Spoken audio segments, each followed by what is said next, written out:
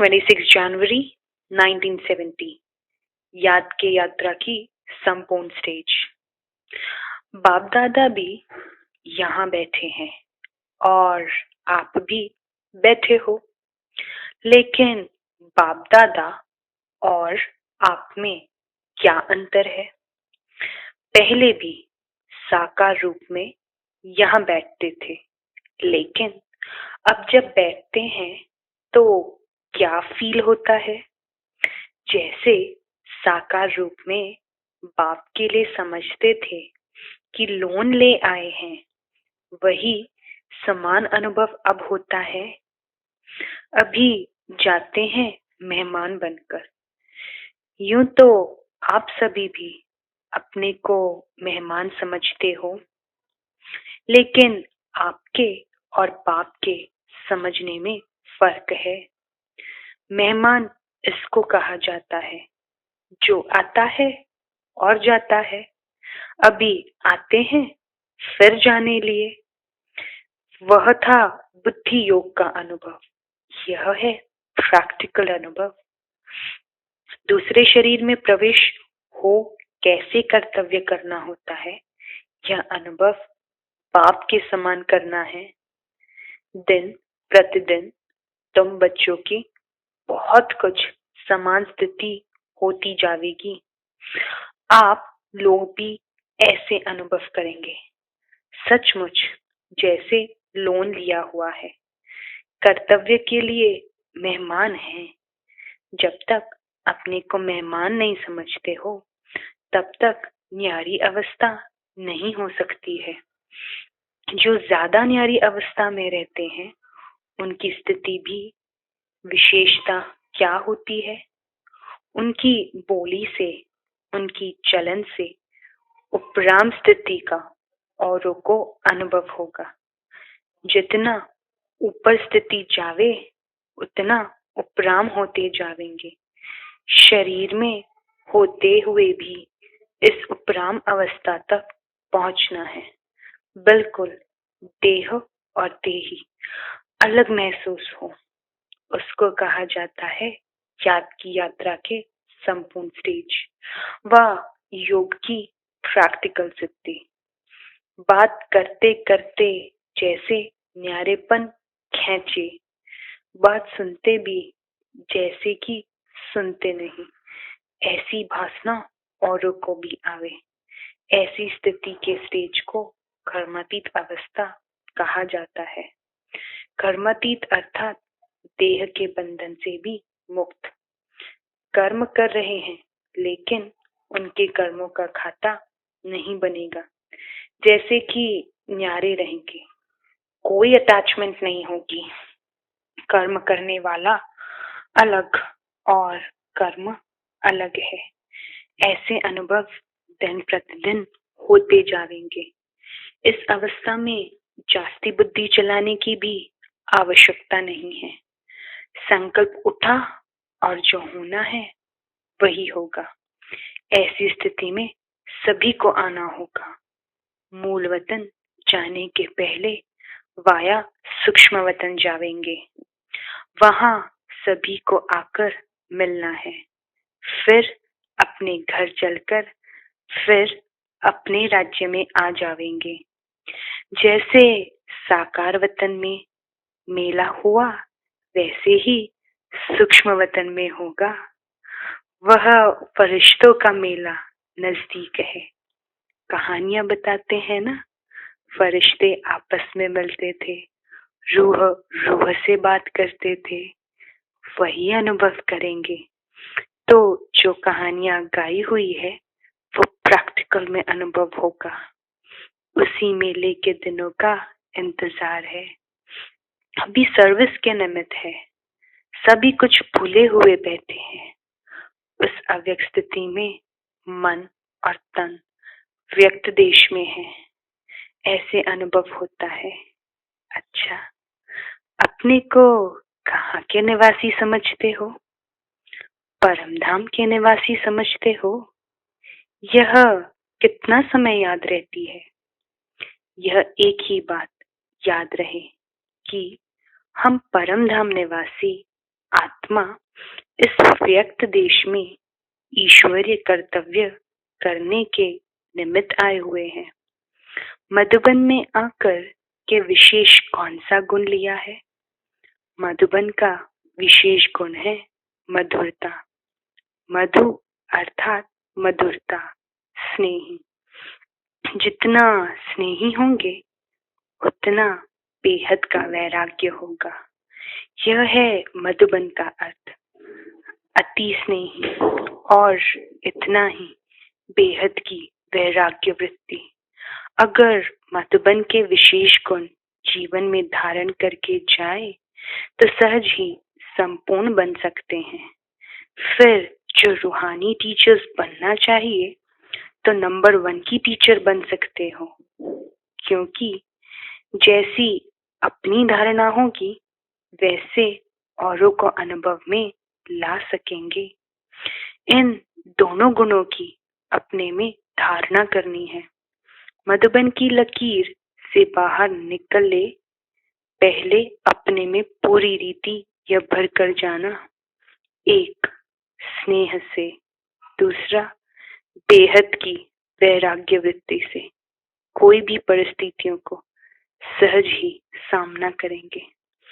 सफलता के सितारे बनने के लिए यह 2 गुण मुख्य मधुबन की सौगात ले जाना है। जैसे कहाँ भी जाना होता है तो वहां जाते ही पूछा जाता है कि यहाँ की विशेष चीजें क्या है। जो प्रसिद्ध विशेष चीज होती है वो जरूर साथ में ले जाते हैं। तो यहाँ मधुबन के 2 विशेष गुण अपने साथ ले जाना। जैसे वैसे स्थूल मधु ले जाते हैं ना, वैसे यह सूक्ष्म मधुरता की मधु ले जाना। फिर सफलता ही सफलता है। असफलता आपके जीवन से मिट जाएगी। सफलता का सितारा अपने मस्तक में चमकते हुए देखेंगे। तुम सफलता के सितारे हो व पुरुषार्थ के सितारे हो। क्या समझते हो? सफलता के सितारे हो। जैसा लक्ष्य होता है वैसा ही लक्षण होता है। अगर अब तक यही सोचते रहेंगे कि हम पुरुषार्थी हैं तो ऐसे समझने से कई छोटी छोटी गलतियां अपने को माफ कर देते हो। समझते हो हम तो पुरुषार्थी है, इसलिए अब पुरुषार्थी नहीं लेकिन सफलता का स्वरूप बनना है। कहाँ तक पुरुषार्थ में रहेंगे? जब स्वयं सफलता स्वरूप बनेंगे तब दूसरी आत्माओं को भी सफलता का मार्ग बता सकेंगे। अगर खुद ही अंत तक पुरुषार्थी चलते रहेंगे तो संगम के प्रारब्ध का अनुभव कब करेंगे? क्या यह जीवन पुरुषार्थी ही रहेंगे? इस संगम युग की प्रारब्ध प्रत्यक्ष रूप में नहीं प्राप्त करेंगे। संगम के पुरुषार्थ का फल क्या है? सफलता। तो सफलता स्वरूप भी निश्चय करने से सफलता होती रहेगी। जब यह समझेंगे कि मैं हूं ही सफलता का सितारा तो असफलता कैसे आ सकती? सर्वशक्तिवान की संतान कोई कार्य में असफल नहीं हो सकती। अपने मस्तक में विजयी का सितारा देखते हो या देखेंगे?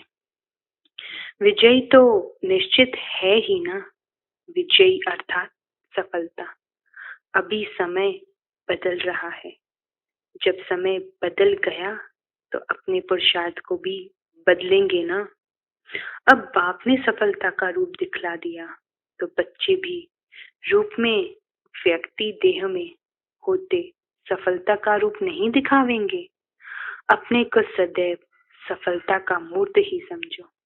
निश्चय को विजय कहा जाता है। जैसा विश्वास रखा जाता है वैसा ही कर्म होता है। निश्चय में कमी होगी तो कर्म में भी कमी हो जाएगी। स्मृति शक्तिवान है तो स्थिति और कर्म भी शक्तिवान होंगी। इसलिए कभी अपनी स्मृति का कमजोर न रखना। शक्ति दल व पांडव कब असफल हो सकते हैं क्या? अपनी कल्प पहले वाली बात याद है कि पांडवों ने क्या किया था? विजयी बने थे। तो अब अपनी स्मृति को श्रेष्ठ बनाओ। अब संगम पर है विजय का तिलक। फिर इस विजय के तिलक के राज तिलक मिलेगा। इस विजय के तिलक को कोई मिटा नहीं सकते, ऐसा निश्चय है। जो विजय रत्न है उनकी हर बात में विजय ही विजय है। उनकी हार हो नहीं सकती। हार तो बहुत जन्म खाते रहे, अब आकर विजयी बनने बाद फिर हार क्यों? विजय हमारी ही है, ऐसा एक बल, एक भरोसा हो। अगर कोई इस मार्ग में नहीं चल सकते हैं तो शादी करानी ही पड़े। उन्हों की कमजोरी भी अपने ऊपर से मिटानी है। साक्षी हो, मजबूरी भी करना होता है। वह हुआ फर्ज। लगन नहीं है, फर्ज पालन करते हैं। एक होता है लगन से करना, एक होता है निमित्त फर्ज निभाना। सभी आत्माओं का एक ही समय यह जन्म सिद्ध अधिकार लेने का पाठ नहीं है। परिचय मिलना तो जरूर है, पहचानना भी है, लेकिन कोई का पाठ अभी है, कोई का पीछे। बीजों में से कोई झट फल देता है, कोई देरी से फल देता। वैसे ही यहाँ भी हर एक का अपने समय पर पाठ है। फर्ज समझ करेंगे तो माया का मर्ज नहीं लगेगा, नहीं तो वायुमंडल का असर लग सकता है। इसलिए फर्ज समझ करना है। फर्ज और मर्ज में सिर्फ एक बिंदी का फर्क है, लेकिन बिंदी रूप में न होने कारण फर्ज भी मर्ज हो जाता है। जो मददगार है उन्हों को मदद तो सदैव मिलती है। बाप की मदद हर कार्य में कैसे मिलती है यह अनुभव होता है। एक दो के विशेष गुण को देख एक दो को आगे रखना है। किसको आगे रखना है यह भी अपने को आगे बढ़ाना है। शिव जयंती पर आवाज फैलाना सहज होता है। जितनी हिम्मत हो उतना करो, क्योंकि फिर समय ऐसा आना है जो इस सर्विस के मौके भी कम मिलेंगे। इसलिए जितना कर सकते हो उतना करो। भूले क्यों होती है उसकी गहराई में जाना है। अंतर्मुख हो सोचना चाहिए, यह भूल क्यों हुई? यह तो माया का रूप है। मैं तो रचयिता पाप का बच्चा हूँ। अपने साथ एकांत में ऐसे ऐसे बात करो, उभारने की कोशिश करो। कहाँ भी जाना होता है तो अपना यादगार छोड़ना होता है और कुछ ले जाना होता है। तो मधुबन में विशेष कौन सा यादगार छोड़ा? एक एक आत्मा पास यह ईश्वरीय स्नेह और सहयोग का यादगार छोड़ना है। जितना एक दो के स्नेही सहयोगी बनते हैं उतना ही माया के विघ्न हटाने में सहयोग मिलता है। सहयोग देना अर्थात सहयोग लेना। परिवार में आत्मिक स्नेह देना है और माया पर विजय पाने का सहयोग लेना। यह लेन देन का हिसाब ठीक रहता है। इस संगम समय पर ही अनेक जन्मों का संबंध जोड़ना है। स्नेह है संबंध जोड़ने का साधन। जैसे कपड़े सिलाई करने का साधन धागा होता है, वैसे ही भविष्य संबंध जोड़ने का साधन है स्नेह रूपी धागा। जैसे यहाँ जोड़ेंगे वैसे वहां जुटा हुआ मिलेगा। जोड़ने का समय और स्थान यह है। ईश्वरीय स्नेह भी तब जुड़ सकता है जब अनेक साथ स्नेह समाप्त हो जाता है। तो अब अनेक स्नेह समाप्त कर एक स्नेह जोड़ना है। वह अनेक स्नेह भी परेशान करने वाले हैं और एक स्नेह सदैव के लिए परिपक्व बनाने वाला है। अनेक तरफ से तोड़ना और एक तरफ जोड़ना बिना तोड़े कब जुट नहीं सकता। अभी कमी को भी भर सकते हो, फिर भरने का समय खत्म। ऐसे समझकर कदम को आगे बढ़ाना है। सभी तीव्र पुरुषार्थी हो व पुरुषार्थी हो, तीव्र पुरुषार्थी के मन में संकल्प में भी हार नहीं हो सकती। ऐसी स्थिति बनानी है जो संकल्प में भी माया से हार ना हो। इसको कहा जाता है तीव्र पुरुषार्थी। वे शुद्ध संकल्पों में पहले से ही मन को बिजी रखेंगे तो और संकल्प नहीं आवेंगे। पूरा भरा हुआ होगा तो एक बूंद भी जास्ती पड़ नहीं सकेगी, नहीं तो वह आवेगा। तो यही संकल्प मन में रहे जो व्यर्थ संकल्प आने का स्थान ही ना हो। इतना अपने को बिजी रखो। मन को बिजी रखने के तरीके जो मिलते हैं वह आप पूरे प्रयोग में नहीं लाते हो, इसलिए व्यर्थ संकल्प आ जाते हैं। एक तरफ बिजी रखने से दूसरे तरफ स्वयं छूट जाता है। मंथन करने के लिए तो बहुत खजाना है, इसमें मन को बिजी रखना है। समय की रफ्तार तेज है व आप लोगों के पुरुषार्थ की रफ्तार तेज है। अगर समय तेज चल रहा है और पुरुषार्थ ढीला है तो उसकी रिजल्ट क्या होगी? समय आगे निकल जाएगा और पुरुषार्थी रह जाएंगे। समय की गाड़ी छूट जाएगी, सवार होने वाले रह जाएंगे। समय की कौन सी तेजी देखते हो? समय में बीती को बीती करने की तेजी है। वही बात को समय फिर कब रिपीट करता है। तो पुरुषार्थ की जो भी कमियां हैं उसमें बीती को बीती समझ आगे हर सेकंड में उन्नति को लाते जाओ तो समय के समान तेज चल सकते हो। समय तो रचना है ना, रचना में यह गुण है तो रचयिता में भी होना चाहिए। ड्रामा क्रिएशन है तो क्रिएटर के बच्चे आप होना, तो क्रिएटर के बच्चे क्रिएशन से ढीले क्यों? इसलिए सिर्फ एक बात का ध्यान रहे कि जैसे ड्रामा में हर सेकंड अथवा जो बात बीती जिस रूप से बीत गई वह फिर से रिपीट नहीं होगी, फिर रिपीट होगी 5000 वर्ष के बाद। वैसे ही कमजोरियों को बार बार क्यों रिपीट करते हो? अगर यह कमजोरियां रिपीट न होने पाए तो फिर पुरुषार्थ तेज हो जाएगा। कब कमजोरी समेटी जाती है तब कमजोरी के जगह पर शक्ति भर जाती है। अगर कमजोरियां रिपीट होती रहती है तो शक्ति नहीं बढ़ती है। इसलिए जो बीता सो बीता, कमजोरी की बीती हुई बातें फिर संकल्प में भी न आनी चाहिए। अगर संकल्प चलते हैं तो वाणी और कर्म में भी आ जाते हैं। संकल्प में ही खत्म कर देंगे तो वाणी कर्म में नहीं आवेंगे। फिर मन, वाणी, कर्म तीनों शक्तिशाली हो जाएंगे। बुरी चीजों को सदैव फौरन ही फेंका जाता है, अच्छी चीज को प्रयोग में किया जाता है। तो बुरी बातों को ऐसे फेंको जैसे किसी को फेंका जाता है, फिर समय पुरुषार्थ में तेज नहीं जाएगा। समय का इंतजार आप करेंगे तो हम तैयार बैठे हैं, समय आवे तो हम जावे, ऐसी स्थिति हो जाएगी।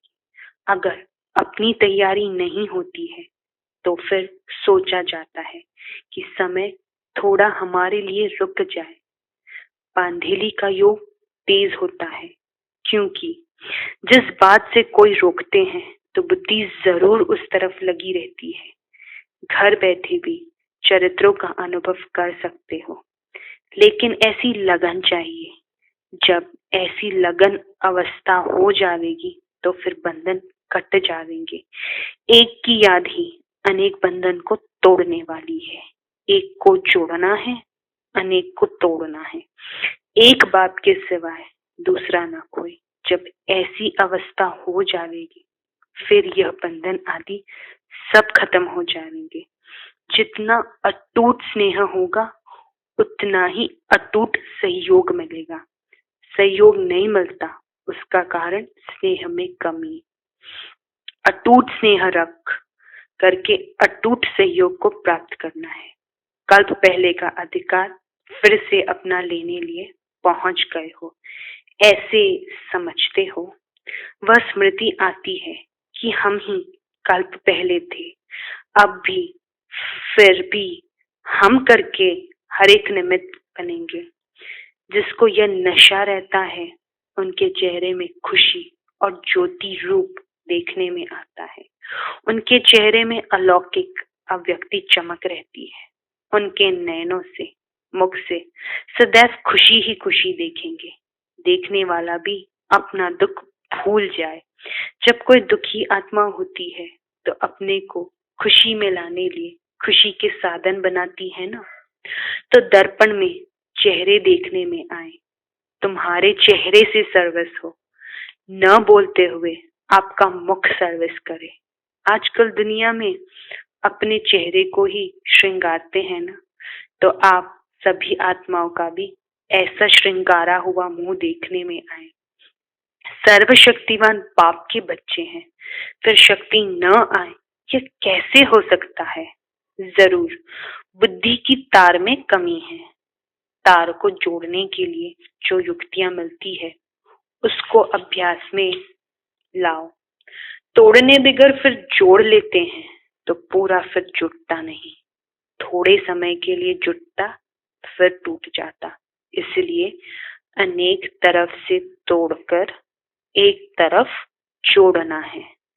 इसके लिए संग भी चाहिए और अटेंशन भी चाहिए। हर कदम, हर संकल्प पर अटेंशन। संकल्प भी सोचकर फिर करो, यह हमारा संकल्प यथार्थ है व नहीं। इतना अटेंशन जब संकल्प पर हो तो वाणी भी ठीक और कर्म भी ठीक रहे। संकल्प और समय दोनों ही संगम युग के विशेष खजाने हैं जिससे बहुत कमाई कर सकते हो। जैसे स्थूल धन को सोच समझकर प्रयोग करते हैं कि एक पैसा भी व्यर्थ न जाए, वैसे ही यह संगम का समय और संकल्प व्यर्थ न जाए। अगर संकल्प पावरफुल है तो अपने ही संकल्प के आधार पर अपने लिए सतयुगी सृष्टि लावेंगे। अपने ही संकल्प कमजोर है तो अपने लिए त्रेता युगी सृष्टि लाते हैं। यह खजाना सारे कल्प में फिर नहीं मिलेगा। तो जो मुश्किल से एक ही समय पर मिलने वाली चीज है उसका कितना मूल्य रखना चाहिए। अभी जो बना सो बना, फिर बने हुए को देखना पड़ेगा। बना ना सकेंगे, अभी बना सकते हो, उसका अब थोड़ा समय है। दूसरों को तो कहते हो बहुत गई थोड़ी रही, लेकिन अपने साथ लगाते हो समय थोड़ा रहा लेकिन काम बहुत करना है। अपने आप से दृढ़ प्रतिज्ञा करो कि आज से फिर यह बातें कब ना रहेगी। यह संस्कार अपने में फिर इमर्ज न होने देंगे। यह व्यर्थ संकल्प कभी भी उत्पन्न न होने देंगे। जब ऐसी दृढ़ प्रतिज्ञा करेंगे तभी प्रत्यक्ष फल मिलेगा। अब दिन बदलते जाते हैं तो खुद को भी बदलना है। अब ढीले पुरुषार्थ के दिन चले गए, अब है तीव्र पुरुषार्थ करने का समय। तीव्र पुरुषार्थ के समय अगर कोई ढीला पुरुषार्थ करे तो क्या कहेंगे। इसलिए अब जोश में आओ, बार बार बेहोश ना हो। संजीवनी बूटी साथ में रख सदैव जोश में रहो। बाकी हाँ करेंगे, हो जाएगा, देख लेंगे, यह अक्षर अभी ना निकले। ऐसी बातें बहुत समय सुनी। अब बाप दादा यही सुनने चाहते हैं कि हाँ बाबा करके दिखाएंगे। लौकिक संबंधियों आदि को भी अपनी चलन में अलौकिकता लाओ तो चलन की आकर्षण स्वयं खींचेगी। लौकिक संबंध में वाणी काम नहीं करती, चलन की आकर्षण होगी। तो अब बहुत तेजी से चलना है। अभी ऐसा बदल कर दिखाओ जो सभी के आगे एग्जाम्पल बनो। अब 1 सेकंड भी नहीं गंवाना है। चेक आप कर सकते हो। अब समय बहुत थोड़ा रह गया है। समय भी बेहद की वैराग्य वृत्ति को उत्पन्न करता है, लेकिन समय के पहले जो अपनी मेहनत से करेंगे तो उनका फल ज्यादा मिलेगा। जो खुद नहीं कर सकेंगे उन्हों के लिए समय हेल्प करेगा, लेकिन वह समय की बलिहारी होगी, अपनी नहीं। कितने बार बाप दादा से मिले हुए हो, यह स्मृति है कि अनेक बार यह जन्म सिद्ध अधिकार मिला है। कितना बड़ा अधिकार है जो कई प्रयत्नों से भी नहीं प्राप्त हो सकता। यह सहज ही प्राप्त हो रहा है। ऐसा अनुभव किया है। समय बाकी कितना है और पुरुषार्थ क्या किया है, और दोनों की परख है। समय कम है और पुरुषार्थ बहुत करना है। जब कोई स्टूडेंट लास्ट टाइम पर आकर दाखिल होते हैं तो वह थोड़े समय में कितनी मेहनत करते हैं। जितना समय तेज जा रहा है इतना तेज पुरुषार्थ है। कब शब्द निकाल ही देना चाहिए तो तीव्र शब्द होते हैं। वह कब शब्द नहीं बोलते, अब बोलेंगे, अब से करेंगे। यह संगम का 1 सेकंड भी कितना बड़ा मूल्यवान है। 1 सेकंड भी व्यर्थ गया तो कितनी कमाई व्यर्थ हो जाएगी। पूरे कल्प के तकदीर बनाने का यह थोड़ा समय है।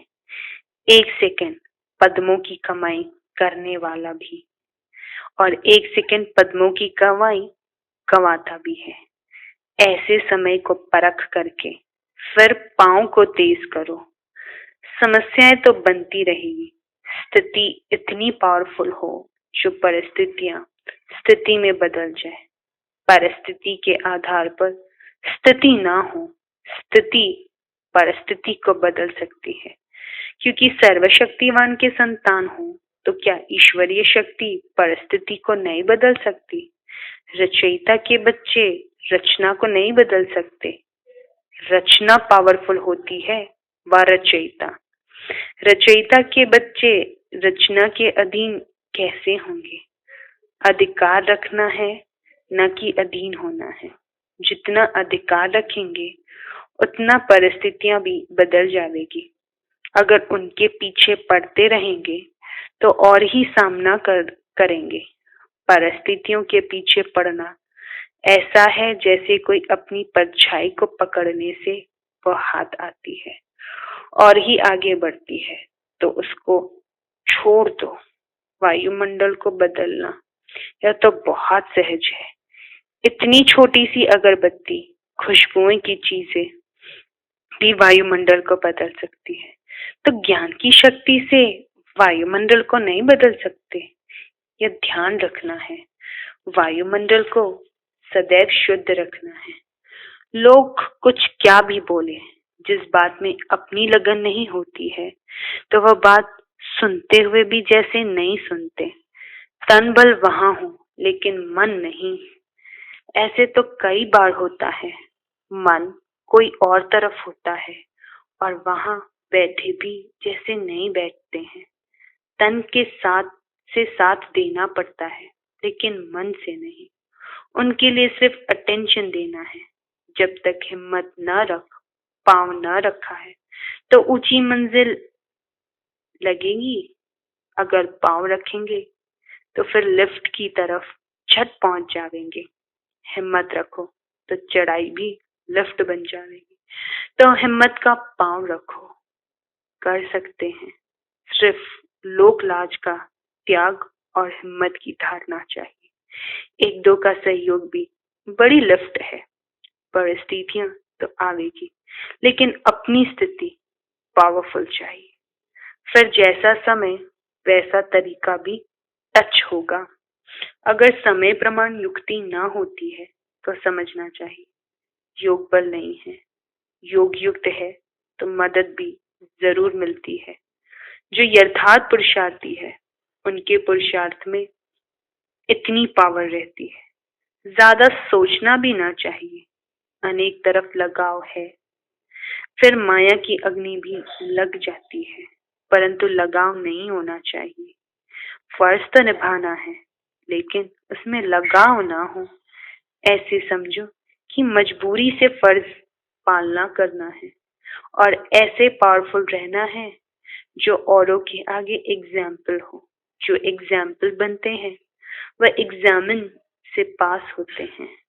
एग्जामिन देने लिए एग्जाम्पल बन दिखाओ, जो सभी देखे कि ये कैसे नवीनता में आ गए हैं। ऐसी सर्विसेबल बनना है जो आपको देखे औरों को प्रेरणा मिले। जैसे पहले सिंध हैदराबाद में शक्तियां निकली हुई है, उन्हों की शक्ति देखी, वैसे अब इस हैदराबाद दक्षिण को भी शक्ति दिखानी है। पहले वह जो शक्तियां निकली उन्होंने इतनी शक्तियों को निभाया। आप शक्तियां फिर सृष्टि को बदलो, इतना आगे जाना है। गीत भी है ना, हम शक्तियां दुनिया को बदल कर दिखावेंगे। सृष्टि को कौन बदलेंगे, जो पहले खुद बदलेंगे। शक्तियों की सवारी शेर पर दिखाते हैं। कौन सा शेर? यह माया जो शेरनी रूप में सामना करने आती है, उनको अपने अधीन कर सवारी बनाना, अर्थात उनकी शक्ति को खत्म करना। ऐसी शक्तियां जिनकी शेर पर सवारी दिखाते हैं, वही तुम हो ना। वह सभी का ही चित्र है। ऐसी शेरनी शक्तियां कब माया से घबराती नहीं, लेकिन माया उनसे घबराती है। ऐसे मायाजीत बने होना। शक्ति बिगड़ बंधन नहीं टूटेंगे। याद की शक्ति है, एक बाप दूसरा ना कोई। ऐसा सौभाग्य कोटों में कोई को मिलता है। इतना पदम भाग्यशाली अपने को समझते हो। शक्ति दल बहुत कमाल कर सकता है। जो हड्डी सेवा करने वाले होते हैं उनको बाप भी मदद करता है। जो स्नेही है उनसे बाप भी स्नेही रहता है। बाप के भी वही बच्चे सामने रहते हैं। भल कोई कितना भी दूर हो, लेकिन बाप दादा के दिल के नजदीक है। सभी से अच्छी सौगात है अपने इस चेहरे को सदैव हर्षित बनाना। कभी कोई परेशानी की रेखा ना हो। जैसे संपूर्ण चंद्रमा कितना सुंदर लगता, वैसे अपना चेहरा सदैव हर्षित रहे। चेहरा ऐसा चमकता हुआ हो जो और भी आपके चेहरे में अपना रूप देख सके। चेहरा दर्पण बन जाए। अनेक आत्माओं को अपना मुखड़ा दिखलाना है। अभी पद्मा पदम भाग्यशाली बनना है, महादानी बनना है। रहम दिल बाप के बच्चे सर्व आत्माओं पर रहम करना है। इस रहम की भावना से कैसी भी आत्माएं बदल सकती है। सारे दिन में ये चेक करो कि कितने रहम दिल बने, कितनी आत्माओं पर रहम किया। दूसरों को सुख देने में भी अपने को सुख भरता है। देना अर्थात लेना। दूसरों को सुख देने से खुद भी सुख स्वरूप बनेंगे। कोई विघ्न नहीं आवेंगे। दान करने से शक्ति मिलती है। अंधों को आंखें देना कितना महान कार्य है। आप सभी का यही कार्य है। अज्ञानी अंधों को ज्ञान नेत्र देना और अपनी अवस्था सदैव अचल हो। तुम बच्चों की स्थिति का ही यह अचल घर यादगार है। जैसे बाप दादा एक रस रहते हैं, वैसे बच्चों को भी एक रस रहना है। जब एक के ही रस में रहेंगे तो एक रस अवस्था में रहेंगे। अच्छा, ओम शांति।